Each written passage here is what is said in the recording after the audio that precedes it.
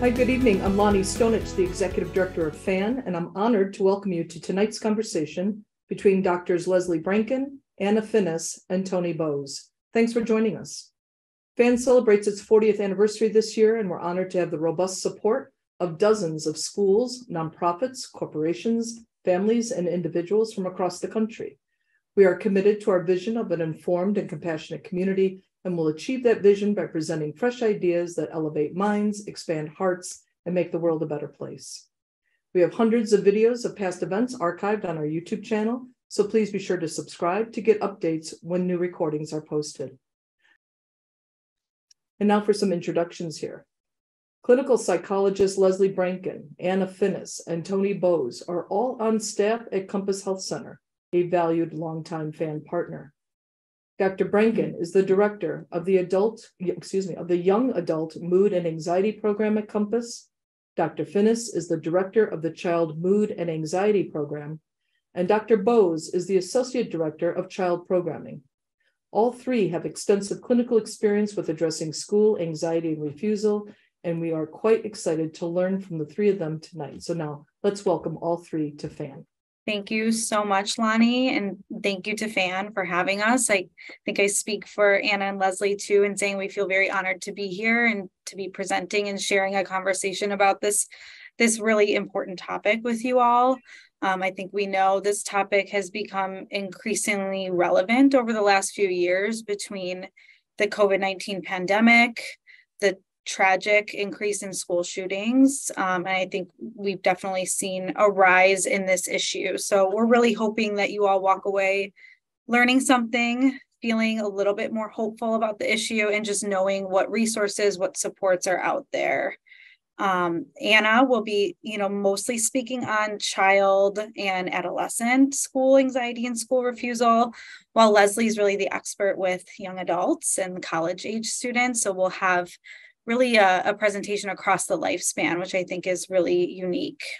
We recognize that this is an issue with a lot of information out there. There's a lot of groundwork to cover, and we were very thoughtful on what do we want to focus on, what do we want to present on, what's going to be the most helpful for the community.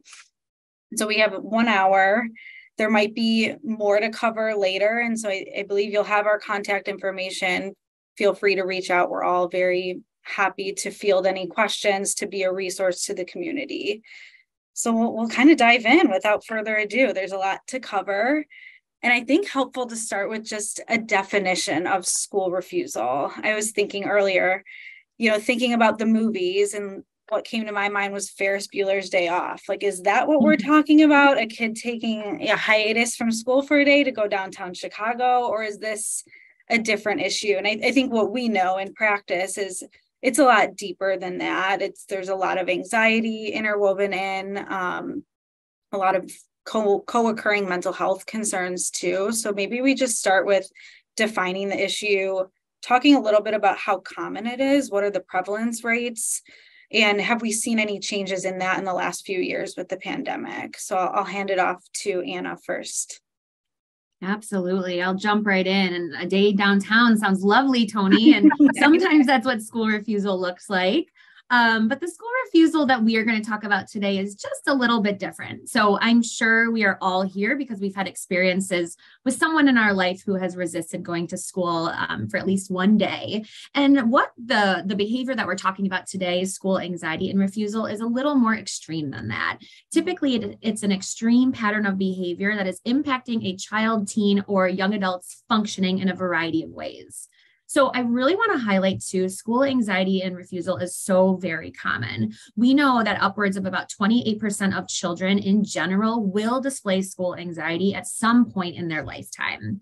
So you're totally right, Toni. While we think about school anxiety and refusal sometimes as playing hooky or being out with friends or being truant, school refusal is actually not typically driven by the allure of activities outside of school, but rather than an aversion and a fear to something inside the school setting.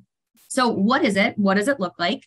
So school refusal is typically child motivated, and it's typically a child motivated refusal to attend the school day, or if these children get to school, they don't last the full school day. They're not able to make it through the entire school day. They end up at home or leaving early, whatever it might be. So we know school refusal presents across all the ages, which is why I'm also so glad to be presenting with Leslie today. And as it also presents across the ages, school refusal can present in a variety of ways across a spectrum or continuum of severity. So like I said, we could have children who are completely absent from school for months on end. We also can have children who go to school, almost always leave middle of the day, right? They never make it to their last period of the day. Also, there's children who actually get to school, but when they're there, they are not in the classroom. They're spending time outside of the classroom. Typically, we see them in the nurse's office or the social worker's office. So really, they're not learning. They're not available for the learning and academics of the day. And then lastly, school refusal could also be our children and teens and young adults who get to school, but only after a really big incident in the morning. So just reminding ourselves, it falls along a continuum, falls across all of the ages. And Toni, I know you mentioned COVID, and I would be remiss if I didn't mention how COVID has impacted student attendance and student wellness and health over the last few years. So we know that COVID has had a large impact on our education system, from teacher and student burnout to the economic toll, learning gaps we're seeing in some of our children. Like you mentioned, violence, school shootings. And what we're focusing on today is also the absenteeism that we see as a result of COVID. So there was a study that just kind of wrapped up at the end of 2022, where they looked at, surveyed about 900 schools, public schools across the United States. And what they found is that chronic absenteeism has doubled since pre-pandemic levels. So I think this is really important. It shows that this is not only a long-standing challenge, but it's steadily on the rise.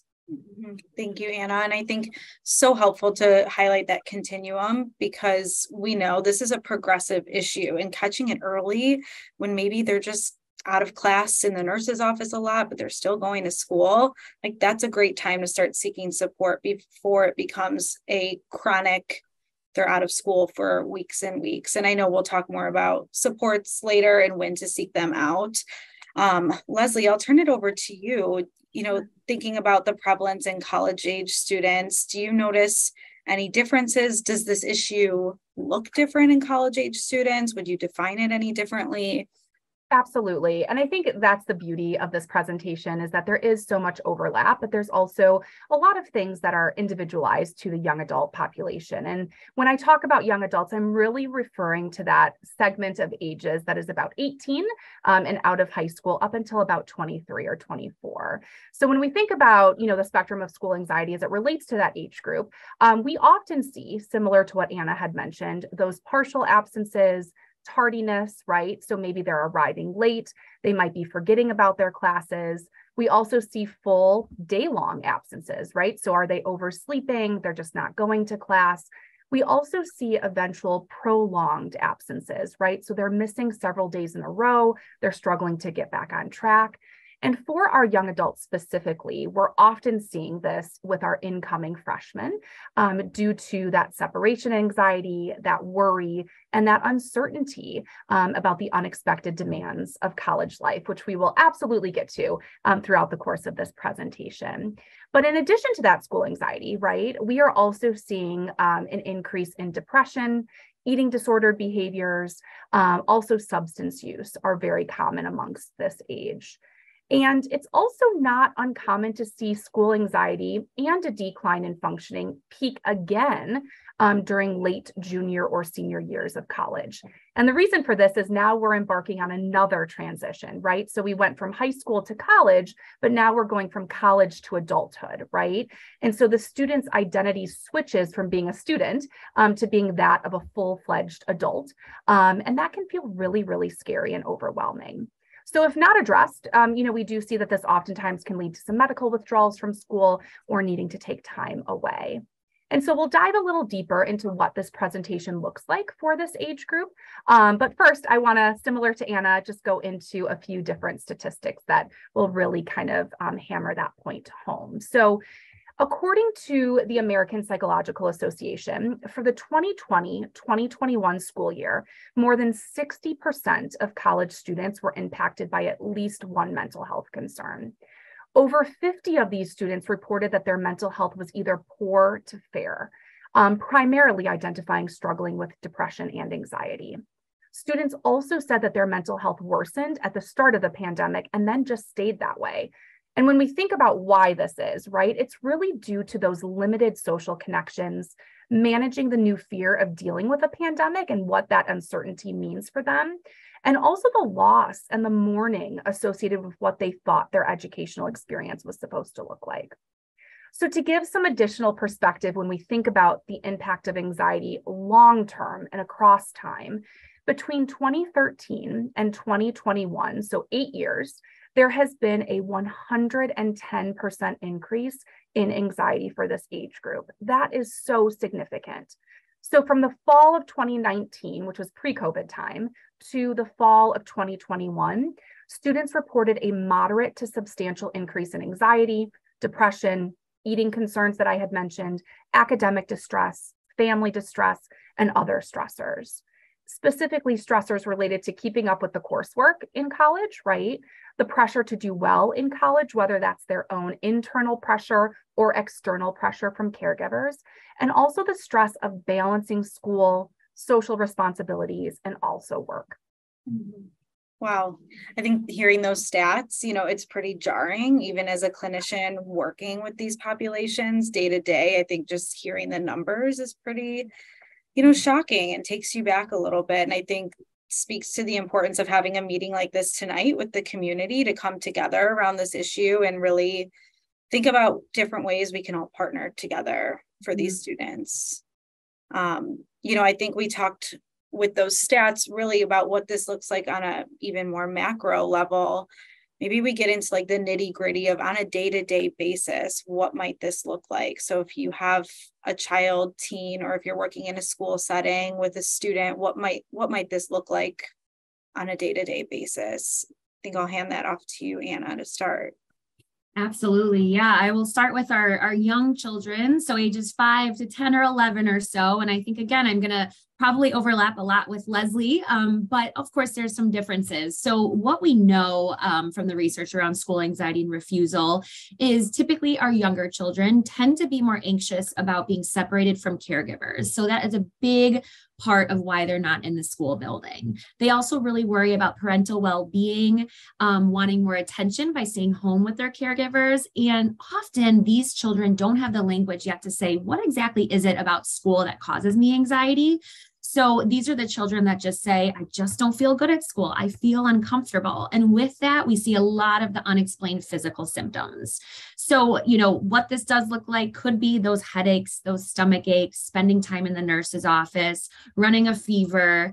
Also, if we're thinking about the morning and children not wanting to separate from caregivers, we also see that our young children are the ones who are clinging onto parents, maybe clinging onto the car door, refusing to get out of the car, hiding, refusing to get out of bed, lots of tears in the morning. One other thing, constantly calling and texting throughout the day is very common as well, checking in on parents, making sure that they're okay.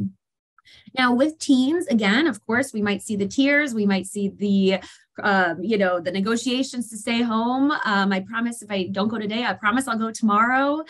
But the stressors are a little bit different. So for our teen population up through ages 18, typically these children teens are skipping out of school because they are stressed about academics. So the academic pressures increase, or there's social and peer pressures and dynamics going on at school that they want to avoid. So a little bit different than the main anxieties that keep our younger children out of school. But again, we might see those meltdowns, negotiations at home. Maybe even our teens get to school, but when they're there, they're not engaged. Their head is down. They start to not show up to class. They are not engaged academically. So it can look a little bit different over across both ages and similar in a lot of ways as well. Mm-hmm. Yeah, Leslie, is it similar with young adult populations? Any differences? I think definitely some similarities, but I think for young adults, I really, for this section, wanted to highlight this intense feeling of overwhelm that they go through with this transition, right? So this is related to that sudden increased independence and autonomy, right? So the reliance that they've had and the dependence that they've had on caregivers and supports drastically changes. And it really does so overnight, right? Which can feel pretty jarring. So no one is waking them up for class. There's not as much accommodating as there used to be. There's greater expectations from professors, right?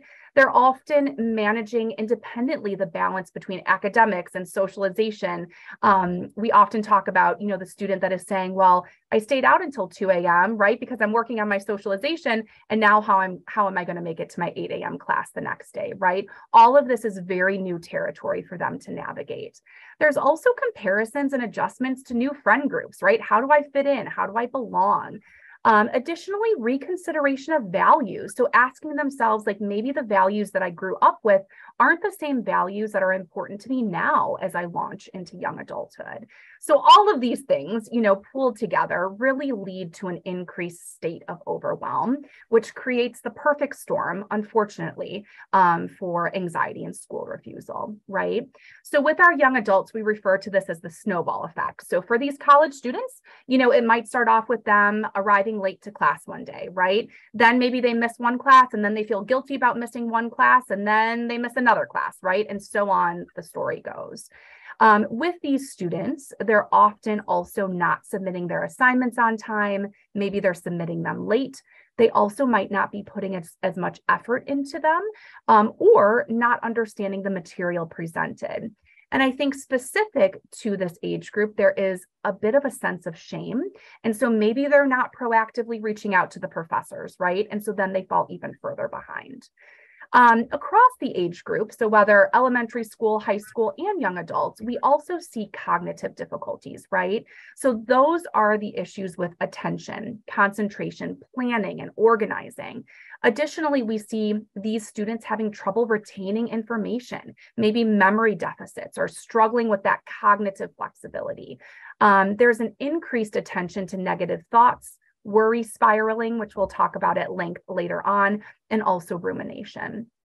We see the list goes on, right? It is a mighty list, but we also see adjustment issues related to loneliness and low self-esteem, interpersonal conflicts. For many of our students in college, this is the first time they're navigating living with somebody and having a roommate and all of that comes with that territory. Additionally, some might have poor hygiene, difficulty with transition. So we also see an uptick in anxious presentations when these students are set to return back to school after a break. We also see some variability in contact with parents, right? So for the parents in the audience, they probably have seen this as well. Either there is excessive communication, our young adults are emailing and texting and calling every single day, numerous times a day, or they kind of fall off the face of the earth and we don't hear from them for months, right? And so all of this is really due to a fear of acknowledging how much they're struggling when we see that lack of communication. Additionally, across the board, we see the traditional physical symptoms of anxiety. So sweating, heart palpitations, stomach upset, headaches. For many of our students, regardless of the age, it's often easier to communicate how we're feeling physically versus what's going on for us emotionally, right? And then behaviorally, we also see that increased irritability, lashing out for our younger ones, temper tantrums, withdrawing from others, and maybe even some potential substance use. Mm-hmm. Thanks, Leslie. And I'm glad you both touched on those physical symptoms because I think that is just so common in students across the lifespan. We're hearing who struggle with school anxiety and school refusal. I know we work with a lot of families where they've taken their child, teen, or young adult to many medical professionals to figure out why are they having chronic migraines? Why is there all this GI upset? And sometimes there's nothing uncovered and it's anxiety based. So, we know that that's really tricky. That's a hard piece of all of this. And I think we'll talk more about that later, kind of trying to weed out, is this anxiety stomach ache or is this something else? And we need to stay home. And I love the snowball analogy too, that you use, because we see that in the younger kids as well. Like you miss a day and then, you hear that there's a group presentation and you don't know who your partner is and it spirals. But I imagine with, people in college, that snowball goes down the hill much quicker and gets bigger much quicker because the parents aren't there to like intervene and stop that cycle as much as in younger kids and teens. Absolutely. Definitely some of that overlap. Let's go into the 4 functions of school refusal. And this is really taken from Christopher Kearney's research. He's written a lot of books on school refusal. There's a book for clinicians and also for parents on understanding this issue and how they can intervene and best respond. And he really highlights 4 main functions or like reasons why students refuse school. So let's dive into that a little bit. And I think Leslie, you'll start with the first 2. I can start us off for sure. So the first function that we think about is those children, teens, and young adults who avoid, right? I'm sure we are all familiar with this behavior, right? So they are avoiding school-related stimuli that can provoke any type of distress, right? So for these students, they might be trying to avoid something specifically. So when we think about our younger students, maybe they're avoiding the possibility of a fire alarm or having to take the bus, right? For our older young adults, right, there is also potentially the worry that a professor is going to call on them and they're not going to know what to say, or they're going to have to navigate walking into a college classroom of 200 students for the first time and not know where to sit, right? This avoidance can also, in this category, be more generalized. So either like, I don't like school, very generalized, or I don't want to go to college, also very generalized. But instead of dealing with these situations head on, even if uncomfortable, which we will talk about at length, these students avoid, right? The second function that we see is the children, the teens and the young adults who try to escape, right? So they want to avoid school to escape any social situation in which they might be evaluated. So taking a test, speaking in front of other people, being called on randomly, going to an assembly, right? So all of those different sorts of things fall into that functional category. And so I'll pass it over to Anna, who will finish us out. Great. So the third of the 4 functions is seek. So this function named seek is when our children or teens refuse school to seek attention. So they are seeking attention from caregivers. And a key component of this is attention could be positive or negative. So this could be, I negotiated with one of my parents in the morning and all of a sudden I had them an hour to myself. We had a nice long conversation about the negotiation. This could also be, I'm a little younger, but I can't be home alone. I need supervision. So all of a sudden I'm with my mom all day, running errands, going to work with her, attention, proximity, closeness to a caregiver. The last function then is gain. And so these are children, teens, and young adults who gain a tangible reward.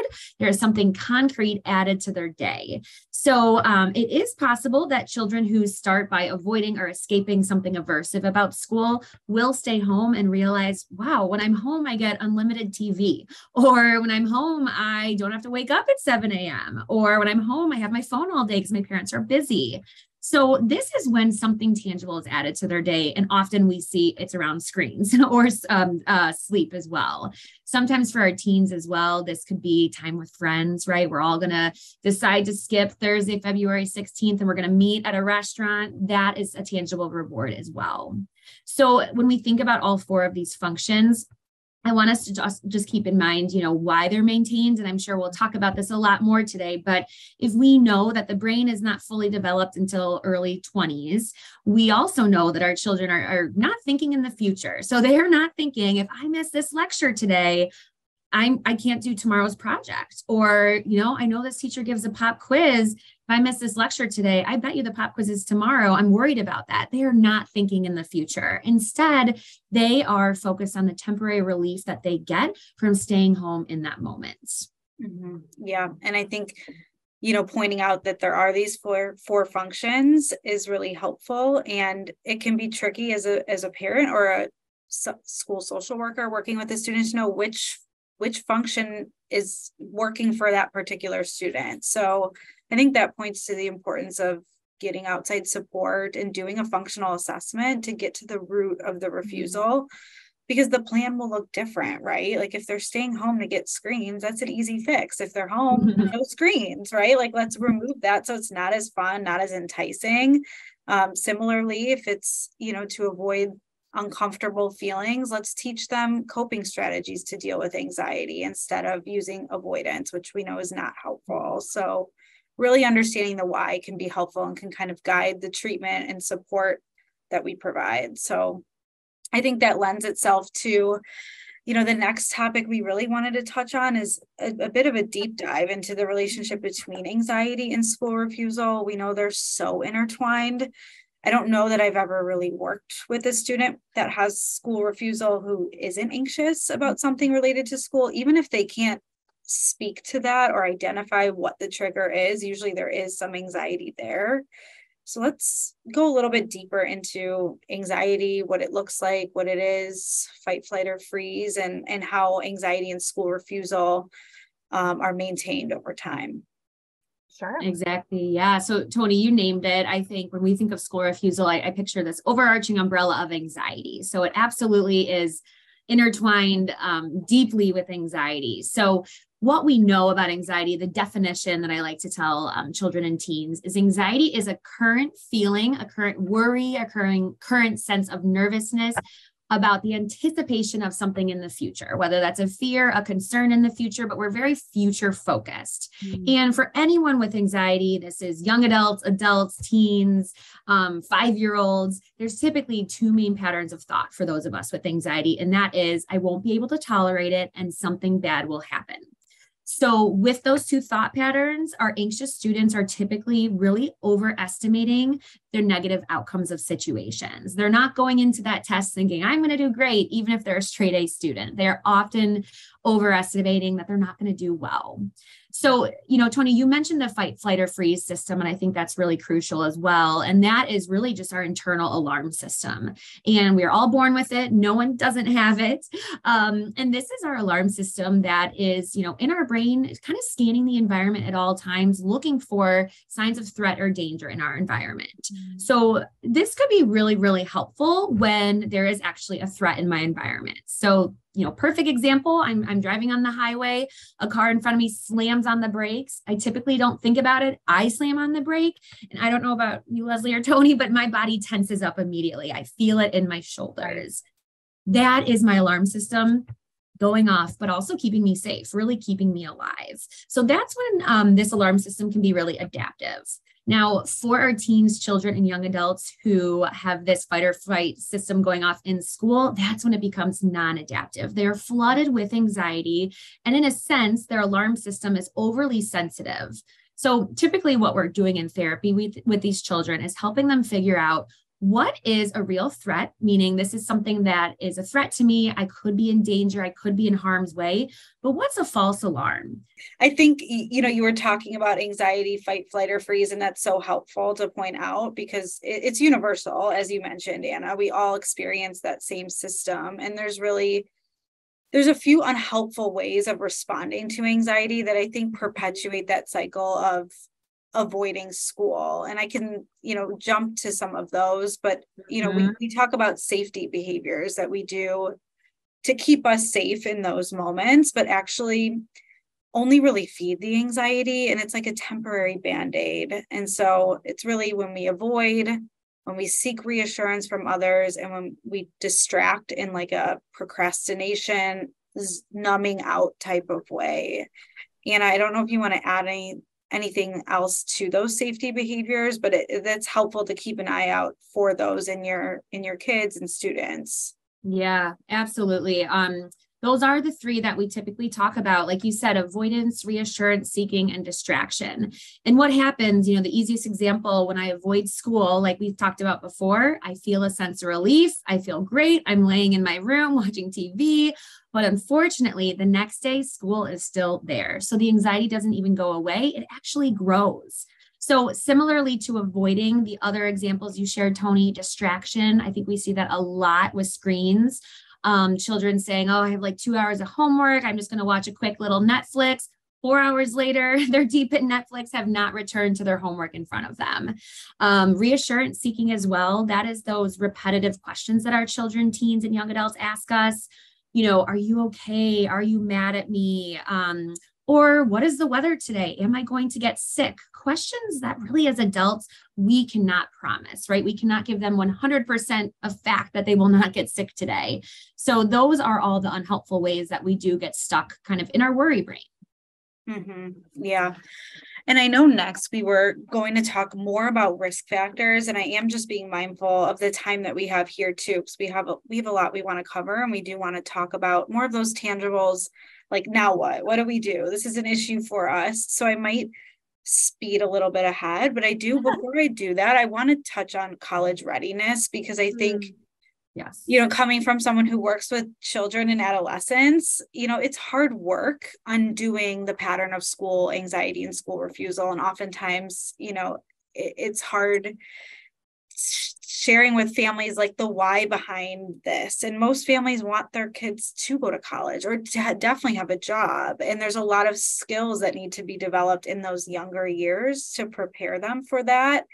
And so maybe, Leslie, I'll pivot to you to just speak on like college readiness. Like, what are some of the pillars of college readiness? How can we be preparing our kids from a younger age for those skills that they're going to need to be more independent?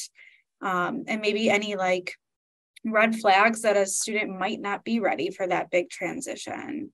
Absolutely. And this college readiness checklist is something, that I think is just such a useful tool really to go through with any young adult, right? It's a great conversation starter, and it also helps to just promote healthy, independent problem solving and the ability to plan ahead, right? So when we think about, our 18-year-olds that are launching off to college, right? We want to kind of go through a series of different conversation starters. So like, are they waking up independently, right? This seems so basic, but when we think about all of the independence that they're going to have when they're at school, nobody is waking them up, right? So we know also that better sleep hygiene just helps with overall functioning, right? We're also asking, like, are they taking care of their personal hygiene? Are they showering? Are they making sure that they have clean laundry? Are they getting out of those PJs, right? Like, all of those things matter. We talk also about, like, are they engaging in structured tasks? This is something that actually is really difficult for young adults, right? So are they engaging in hobbies? Are they engaging in pleasurable activities?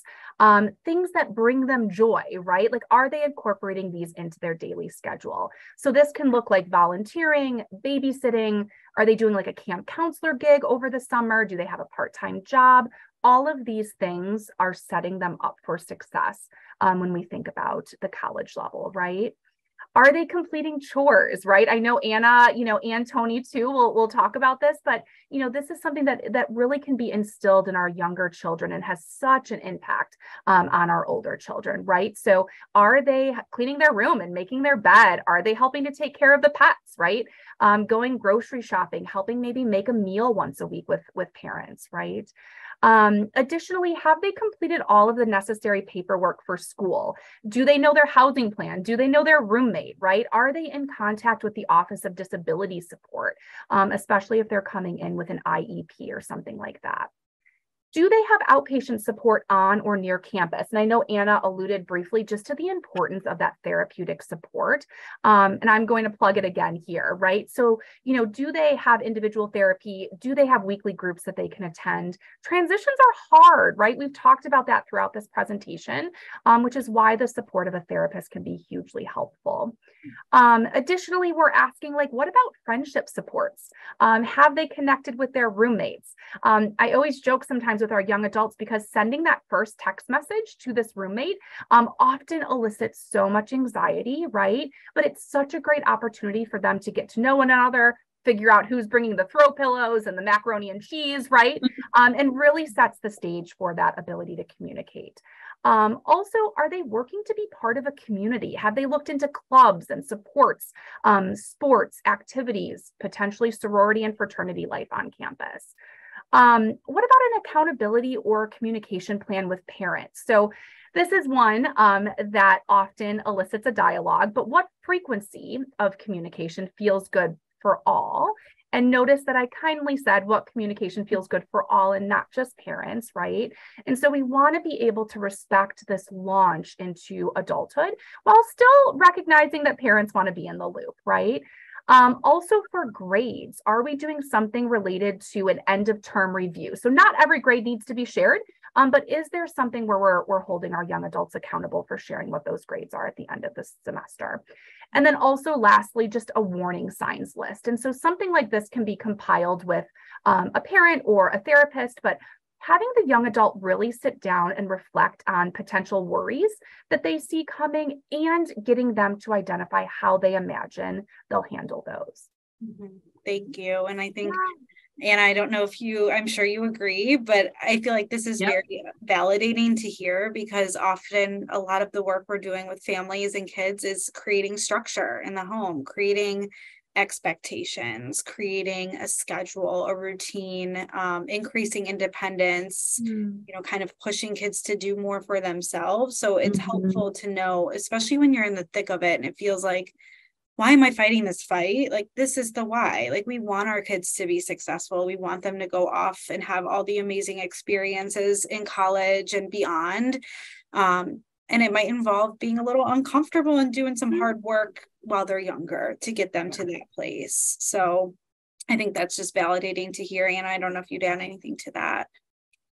Yes, and I'll keep it short because I could talk about this one for like an hour, but I preach to kids, going to school is kind of showing up, even if you don't feel 100%. We have to show up if people are expecting us to be there, but also we're learning so many life skills in the school setting, just beyond academics. So learning how to work with other people, initiating tasks, time management, listening, compromising, advocating for ourselves, respecting boundaries of others. There's just so many life skills that we learn in the school setting, and that, as Leslie told us, they set us up for success later on as well.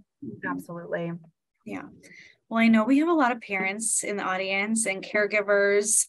So let's talk a little bit about their role in all of this, right? Like, we know parents don't cause kids anxiety. They don't create school refusal. They don't cause anxiety, but also we know there are helpful ways of responding and then more unhelpful ways of responding. And so we always like to normalize that and acknowledge everyone probably does a little bit of both, right? So maybe we can talk about what role caregivers play in this anxiety cycle and school refusal cycle. And then are there ways that they respond that might further perpetuate anxiety? Sure. Absolutely. I will jump in with talking about kind of the evolutionary aspect of anxiety, because it is so crucial when we're working with children with school anxiety to pull in the caregivers and parents. The reason being, anxiety is contagious and it invokes a social response in all of us. So we know when children and infants are born, they need caregivers. They cannot fend for themselves. They cannot protect themselves. They aren't independent. So they need caregivers. And the natural response when a child is anxious, especially a younger child, is to cry out, to pull in those caregivers. And then as caregivers, as parents, adults, our social response is, oh my gosh, our child is signaling for me. I need to lean in. I need to soothe. I need to regulate with them. So this is just naturally hardwired into our brains and in our gut instinct as parents and caregivers to lean in and support our children when they're anxious, which is pretty tricky because the anxiety work is actually, what the research tells us is to do the opposite. So anxiety work, as we've been talking about, is all about sitting and helping the child tolerate distress, not jumping in and not swooping in. So it really does go against our natural instincts. So Leslie, I don't know if you want to talk a little bit more about that. Yeah, for sure. I think the only thing that I would add is just this concept of accommodation, right? And I think we see that collectively across the age range. So this is that parental urge to kind of swoop in and solve the problem. And this is very much linked to what Anna said, just about that evolutionary perspective, right? So in my research and in preparing for, this presentation, I came across an article by the former dean at Stanford, who actually stated that over-involvement of parents can actually lead to obstacles because of the overarching impact on autonomy and independence, right? It really prohibits the agency of our young adults. And so overprotective parents don't want their children to fail or to be hurt. And I want to name that and I want to recognize that, because that's like a real concern. Like, of course, we don't want them to suffer, right? And so because of this, they might be scheduling meetings for them, kind of getting involved with advisors, maybe swooping in and trying to solve roommate issues. But it's important to know the difference between being our child's personal assistant, right? So filling out those forms, knowing the password for registration, scheduling appointments for them, whether it's doctor's appointments or therapy appointments, versus guiding our children, right, towards that independence into adulthood. And I think the biggest takeaway with this concept is that when things are constantly done for our children, or when we are trying to protect them from any sense of anxiety, we're really just communicating that we don't think that they can successfully do it independently, right? Which then increases the anxiety and then also perpetuates the cycle that we've talked about. Totally. Before we dive into supports, Leslie, I know you talk beautifully about the comfort zone versus the courage zone. If you'd want to just share a little bit about that with our audience, and then we can pivot to supports. For sure. And I think this is also something that we could talk for hours on. And so I'll give just a brief glimpse into it. But when we think about these two different concepts, right, we're often discussing comfort and courage as it relates to the management of anxiety. And so when we stay in our comfort zones, we do so because it feels safe. And it decreases the fear associated with vulnerability. However, while our anxiety is somewhat managed by doing this, it also tremendously limits us, right? We can't reach our full potential when we're comfortable. So what keeps us stuck here? And I think this is applicable to all of us, right, at some point in our lives. And so perfectionism keeps us here. Also that worry that we're going to just stay put here in the safe zone because we might not accomplish that goal, right? However, we call this fortune telling behavior. We're assuming we're not going to accomplish it before we've even actually set out to do so. And I think about this with school age children and young adults and the impact and how much that perpetuates the cycle of anxiety. So the goal is to sit in it, right? The goal is to sit in that anxiety, even if it is uncomfortable, and it will be uncomfortable because so many opportunities await us on the other side of fear. And this is what we want to communicate to our children, exactly that message, right? So we think about this courage zone and leaping wholeheartedly into the courage zone. And when we're there, we're trying new things. We might, have greater aptitude to be able to recover after a failure. We're taking risks. We're meeting new people. We're navigating difficult things, right? Because being in this zone of courage really sets our students up for immediate and long-term success. And one of my favorite things to say is just like, we can be anxious and we can do hard things, right? It is the joy of the dialect. Mm-hmm. Yeah. Easier said than done. Sometimes parents watching our kids be anxious and having complete meltdowns, but I think remembering like they're not in danger. They can feel anxiety. It's not going to hurt them. It's okay. We can kind of breathe with that and allow that to be a little bit. We don't have to solve or swoop in right away. Absolutely. Yes. So let's pivot to support. So how would you say, like, how do you know it's time to seek therapy or external supports, and what supports are out there? For sure. I can take the lead on this one. And then Anna, please feel free to jump in. But, when we think specifically about young adults, we're really looking at, have certain interventions been attempted? Is there still an ongoing impact on daily functioning? And if so, then really at this point, we should be seeking out additional support. So specifically to this age group, we're really trying to utilize as many resources as we can on the college campus. And I think oftentimes, too often, they're not utilized as much as they can. So looking into, the counseling center, looking into psychiatry support if applicable, also looking into whether or not there are workshops on time management, sleep hygiene, stress management, goal setting, all of that good stuff. And then also remembering, I think a key takeaway is joining with your young adults in order to find supports for them, but not doing the work for them. So encourage them to think about what's working and what's not working and how can we problem solve together. And I think this goes into just identifying the function of the behavior and the potential obstacles that come up. And Leslie, I echo all that for the adolescent and child population. I think the biggest thing too that I do think about for this population is partnering with the schools. They have probably seen other children in similar positions, gotten creative, have that child in the building now. So partnering with schools, really leaning on them. And if you're comfortable, being honest about what home is really looking like so they know how to support you. And then we've talked a lot about this, but getting that outpatient team set up, whether that's an outpatient therapist, outpatient psychiatrist. And if you're sitting here thinking, where do I even start for that? Starting with your child's pediatrician or a primary care doctor is always a wonderful place to start, as they typically have lists of referrals to hand out to families as well.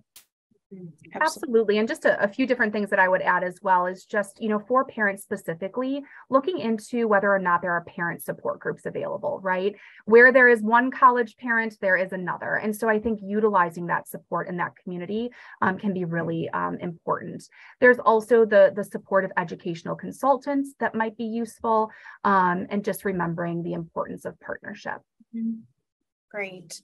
So before our closing question, let's say, there's families in here and their child or teen refuses school tomorrow. Like, what should their day look like? How should they handle that in that moment? And then we'll get to our final question. Great question, Toni. I think the biggest thing I would say is making sure home is boring, making sure home is boring and uncomfortable. I think I've talked a lot about I have this vision in my head of these children not going to school, laying in bed, eating snacks, watching TV. We do not want to reinforce them staying home. So the biggest thing is setting up a plan that the child knows when you're home due to school refusal, there are no screens, there are no extracurricular activities, and maybe you're doing homework, maybe you're doing chores. So the idea here is hopefully too, we've created this plan prior to the day of refusal when we're in the crisis. But if not, if there's anything that you might have to pull out of your pocket tomorrow, it would be making home boring and uncomfortable. Mm-hmm. I literally had a conversation with a kid this morning that they were so mad that I was saying they shouldn't have screens because they're anxious and they can't go to school. And I said, I'm setting you up for success in the real world. I can't just not go to work because I'm anxious. Like, I'm going to get written up. I'm going to have a performance improvement plan. I'm going to have real life consequences. And so I'm not trying to be mean, but the world there's consequences out there. Like, that's a fact. So we're just setting them up for that reality. And I think just the only thing, I agree with all of that. The only thing that I think is a little bit unique to the young adult population, because it does look a little bit differently, right?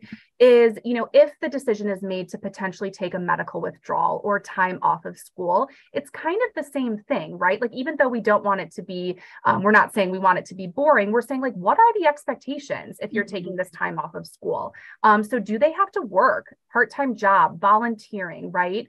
Additional responsibilities around the home. So some similarities, but also some differences for that age group. Mm-hmm. Great. Mm-hmm. So last question. So if you could give one piece of advice to a parent, caregiver, school staff that are helping a student through this issue, what would that be? What advice would you give? I would wholeheartedly say that the number one factor to get the child back into the building is an early return to the physical environment of school. So essentially, the longer we keep them out of school, the harder it's going to be to get them back. So I have this conversation often with parents. We have to be realistic about that. So if my child hasn't been to school in a few months, I'm probably not going to expect them to go for a full day first thing on Monday. But we need to be moving in the direction where they're getting back in the building. Even if we start small and it's 30 minutes, an hour the next day, building up to a full day, that's appropriate, but we need to be getting them back into the building. And so, when we think about like, how do we even do that? That's where, Leslie, what you said before actually comes into play, is we have to say, I know you're anxious to do this. And as your parent, I'm still going to hold the expectation that you're expected to go to school. So we need to validate and maintain the expectation at the same time. Because what we're typically seeing with our children and our school anxiety and refusers is that they are saying, I'm anxious, so I can't go to school. But we need to say, you're anxious and you can go to school.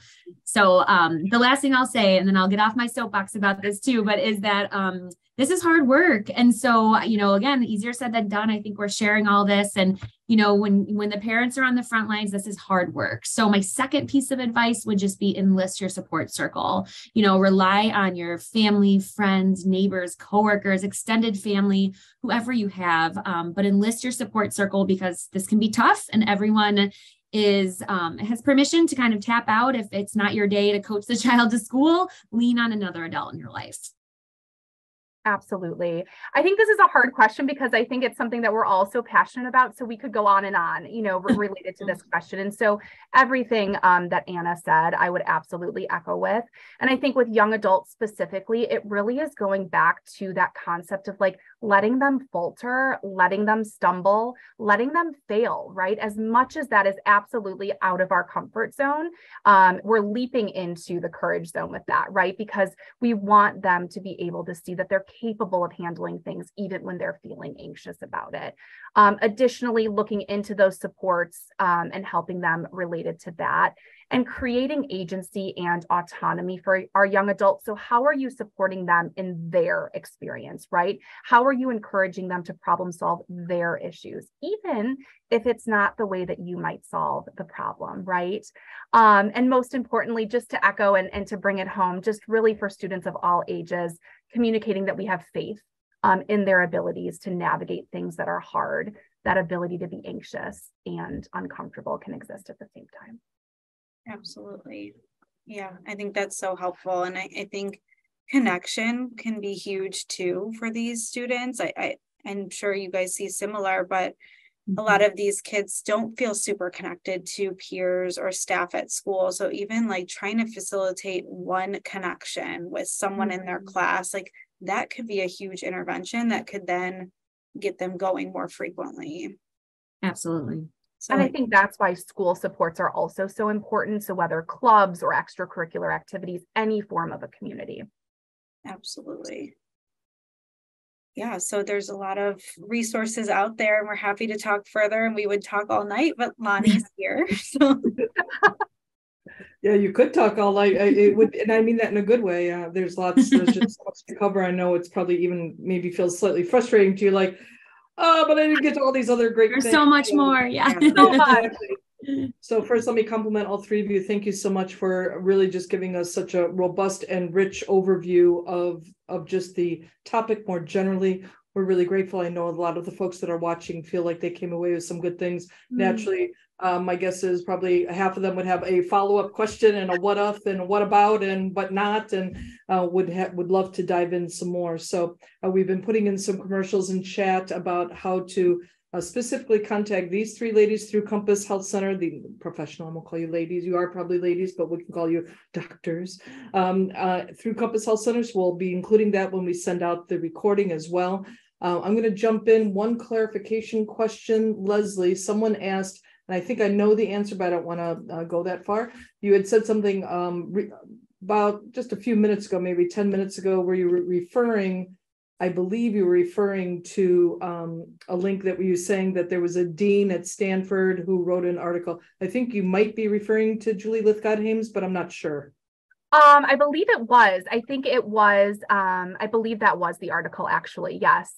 Because she's written a couple books. She's been here for fans, so I think that person just didn't know. But I also didn't want to assume, because there's many deans at Stanford, so I didn't want to absolutely and was referenced. Yes.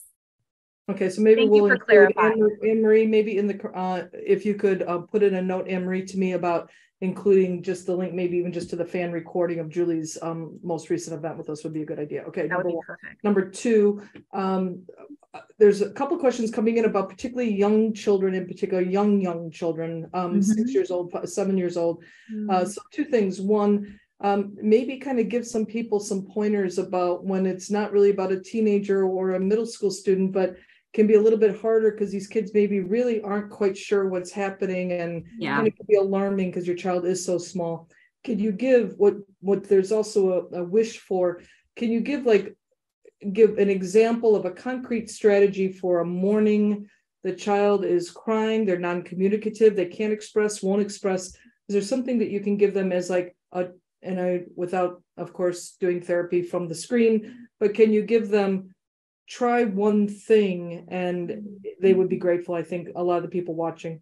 Yeah, and I'm happy to kick that off and then pass it for it. Like a strategy for the parent in that moment, because we know when our young ones are anxious, we're going to be anxious, is to kind of remain as cool, calm, and collected as you can on the outside when your kid is anxious. That is going to be so helpful as a co-regulation tool, because so often we see they're anxious, our face changes. We start to look like frazzled. Our tone might change. We might start speaking more quickly. And that's going to just heighten their sense of anxiety. So if we can just sit with them, take a deep breath. I see you're so anxious. I'm here with you. Validate that as much as possible. Usually the less talking, the better in those moments. We often try to talk our kids out of anxiety and, figure out the why and get to the root of it. And like, that's not the time. It's just being with them. Like, I see you, I've got you. Let's take some deep breaths together. Let's put on their favorite, their favorite music. Let's put on a music and just listen to that and not even talk for a few minutes. Really those grounding. And I don't know if you'd add anything further. Yeah. I would just add that, especially that age, Lonnie, like you said, 5, 6, 7, they are not going to be internally motivated to go to school. So we should be thinking about external motivators like rewards, incentives. So whether that's points, star charts, a little treat if you get to school. When I pick you up, we're going straight to Dunkin' Donuts, whatever it might be. External motivators is where to start with the younger kids because it's not quite an internal motivator for them yet. And then let me ask now to the flip side, because there's also a lot of questions about people talking about 16, 17, 18-year-olds, where the disengagement from school is quite real. And it's the no homework, no interest, no drive, no desire, detached from certainly anything resembling a college application process. Can you, what would you, and it kind of dovetails into the question of like, so what's a normal anxiety and when's the point at which it's like, enough bells and whistles have gone off? But maybe first address the issue about the extraordinarily detached teenager. Oh, go ahead, Toni. My first thought with that is like partnership and communication between school and families. I think as much as there can be a report of this is what it's looking like at school, and a partnership with families of like Anna said, motivators, incentives, even consequences. Like if they're completely disengaged during the day at school, but they're there, I think even that should have a natural consequence to it. Like then if you're not engaged in school, I don't think it's fair that you're going out all weekend with your friends. Like you can't have both. Like we need to partner together on that. And just that presentation you described, Lonnie, made me think of someone who should be in some therapeutic support. Like if we're seeing such a lack of motivation, I would wonder about depression. I would wonder about getting them some, more intensive supports. And do you have kind of a rule of thumb? And Leslie, I don't mean to cut you off because maybe it's add to the older child as well. Sure. Do you have, and I know everyone's unique, every single kid is the same and unique. Can you tell me, is there something as we close out, we're at 7:59 right now. Can you give me, at what point do you feel like is normal versus normal is a bad word, atypical anxiety? I think any of us could tackle that one. Anna, do you want to tackle that one for the teenagers? Sure. Yeah, I think disengagement from life. You notice they're sleeping more, they're not going to their extracurriculars, not seeing friends, maybe their grades are declining, appetite is changing. So kind of looking for those red flags that you think this was not their baseline 6 months ago. Yeah.